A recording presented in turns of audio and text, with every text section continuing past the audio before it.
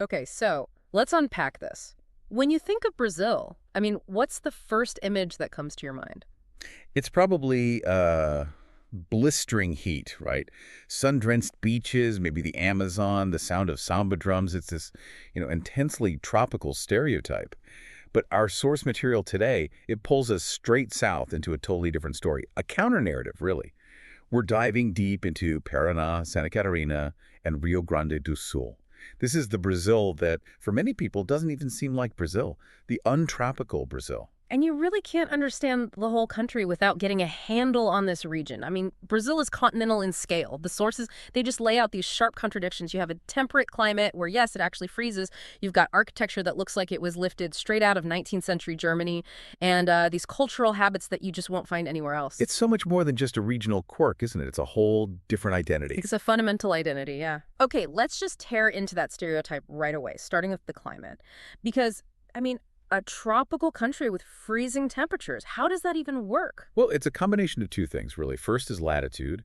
The South is just, significantly further from the equator. It has 4 actual seasons. Okay, that makes sense. But the other key factor, and this is critical, is elevation. A lot of the terrain, especially in Santa Catarina and Rio Grande do Sul, is actually high plateau. So the altitude makes a huge difference. A huge difference. It means that in winter, June through August, temperatures regularly drop below 0 Celsius, below freezing. Wow, below freezing in Brazil. It just sounds wrong. What kind of phenomena do the sources talk about? They talk a lot about Gita, which is a really heavy frost. It's No. very common. And snow, while it's less common, it's not, some kind of freak event. It happens enough that it's part of the culture. And it even drives tourism, right? The sources name these towns, San Joaquim and Gramado. Brazilians travel within Brazil to see snow. They do. It's a whole industry.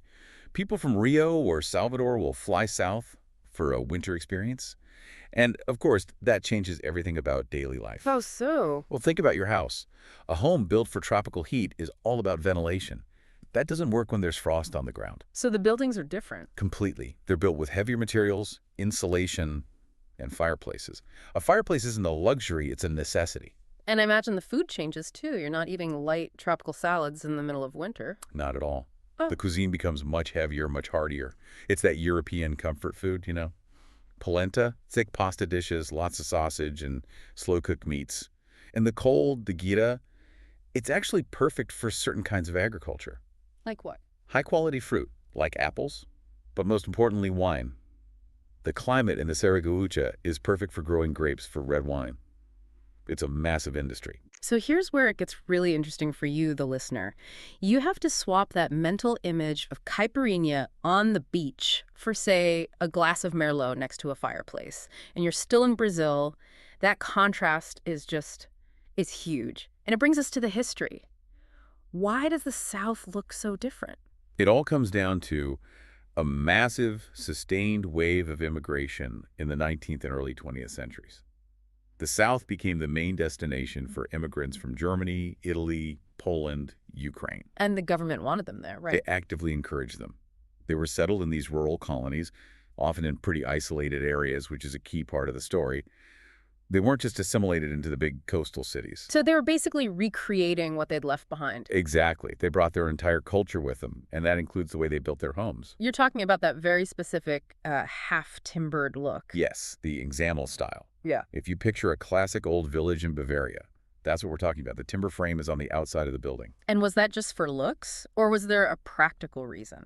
Well, it was very practical. It's a robust style. It provides fantastic insulation against the cold, and it used the materials they had on hand. If you go to towns like Blumenau or Pomerode today, it's stunning. You feel like you've been transported to Europe. That's such a visible, powerful statement of heritage. Mm. But what about the less visible stuff, like language? Did those survive? They did, and this is where it gets really fascinating. In a lot of these rural communities, dialects like Hunsrück, which is a German dialect, or Italian, a Venetian dialect, are still spoken. Still spoken today. Yes. Maybe not by everyone, but they survived. It shows how these communities were able to maintain their identity for generations. It's not just European. It's very specifically, Pomeranian or Venetian. Which brings us back to Blumenau and its Oktoberfest. You don't get the second largest Oktoberfest in the world by accident. Not at all. That festival is a massive annual statement. It's not just a party. It's a celebration of that deep living heritage. It says, this is who we are. Okay, so let's move a little further south into Rio Grande do Sul. Here, the identity seems to crystallize around this one figure, the Gaúcho. The sources make it really clear this isn't just like a historical costume. That's right. The Gaúcho is the South American cowboy, the horseman of the Pampas, those huge temperate grassland. A kind of a frontiersman. Exactly. And the culture that grew out of that life emphasizes, bravery, honor, a deep connection to the land. And the key point is that this is still a living identity. It influences everything: politics, music, the way people dress. It's not history, it's the present. And if the Gaúcho is the spirit of the region, then the sources pretty much call Churrasco its religion. It's a strong word. It is, but it's accurate because it captures the ritualistic nature of it. We're not talking about a quick barbecue. The traditional style, fogo de chão, literally means fire on the ground. Okay. You take these huge cuts of meat, skewer them, and plant them in the ground next to a slow-burning wood fire for hours. It's a slow, patient, deliberate process. So it's the absolute opposite of fast food. What's the social function of that? It's the anchor of the week. The Sunday Churrasco it's sacred. It's where families come together, where deals are made, where stories are told. For many families, it's more important than going to church. The act of preparing and sharing that meal is what binds the community together. Okay, so we have this foundation of climate, European heritage, the gaucho spirit, and this weekly culinary ritual. But if we want to get a sense of the daily rhythm, we have to talk about the single most visible social habit. We have to talk about chimarrão, the hot yerba mate. So what does this all mean for daily life? You see it everywhere, don't you? Absolutely everywhere. In the park, at the office, at home. And it's not just a drink, it's a whole social structure. It's served in a special gourd, the cuia, and you drink it through a metal straw called a bomba. But the really unique part, and the sources really emphasize this, is the communal aspect. It's not like coffee where everyone has their own cup. Not at all. It is explicitly, fundamentally designed to be shared. That is the entire point. When people gather, they form what's called a roda de matea mate circle. A circle. Right? And here's the key part. Everyone, and I mean everyone, drinks from the same gourd and the same straw. Wow. The exact same one. It just gets passed person to person. It gets passed around the circle in order. One person prepares it, drinks the first bitter one, and then passes it on. It keeps going around. That's an incredible symbol of trust and, I guess, equality. It is, and it has real social consequences. To refuse a mate when it's offered can be seen as quite rude, like you're rejecting the group. So it's the social glue. It's the social glue of the South, no question. This whole deep dive really just dismantles that global stereotype of Brazil. Right. We've seen how geography and history created this culture that feels both European and somehow uniquely Brazilian at the same time. And that's the big takeaway, isn't it? It's this idea of diversity within unity. Brazil is so vast that these incredible variations aren't just possible, they're inevitable.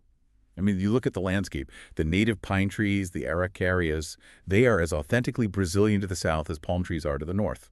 And the same goes for the culture. Exactly. The sound of the accordion, the gaita, is just as central to the culture there as the sound of drums is in Bahia. It forces you to have a much bigger, more complex idea of what Brazil really is. So here's a final thought for you to carry forward.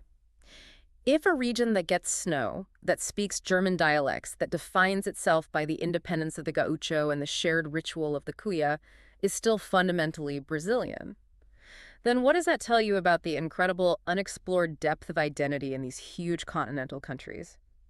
It's a reminder that the stereotype we all know is almost always just the thinnest, most superficial layer of the truth.